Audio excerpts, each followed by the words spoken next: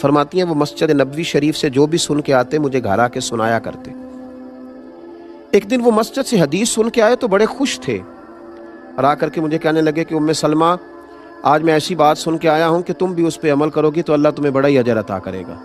میں نے کہا سنائیے، تو کہنے لگے آج قریب محبوب علیہ السلام نے کہا ہے کہ جس پر کوئی مشکل آئے اسے کہنا چاہیے انا للہ و انا الیہ راجعون، تو اللہ تعالیٰ نے جو چیز اس سے لی ہوگی اللہ اس سے بہتر اسے عطا کر دے گا، اللہ کسی نہ کسی انداز میں اسے اس کا نعم البدل دے دے گا، تو یہ پڑھنا چاہیے۔ جناب ام سلمہ کہتی ہیں میں نے وظیفہ بنا لیا، لیکن یقین کامل کے ساتھ بنایا۔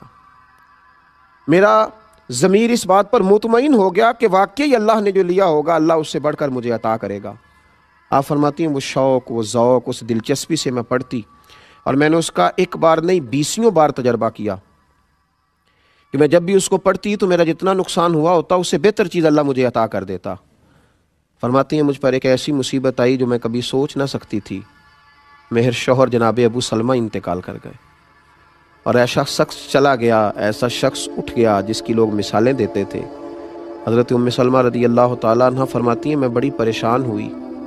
وہ وظیفہ میں نے پڑھ لیا جو حضور نے کہا تھا انا للہ و انا الیہ راجعون، پر میں سوچتی تھی اب میں بوڑھی بھی ہوں، حسن بھی وہ نہیں رہا، اور ابو سلمہ سے اچھا شوہر مجھے کیسے ملے گا؟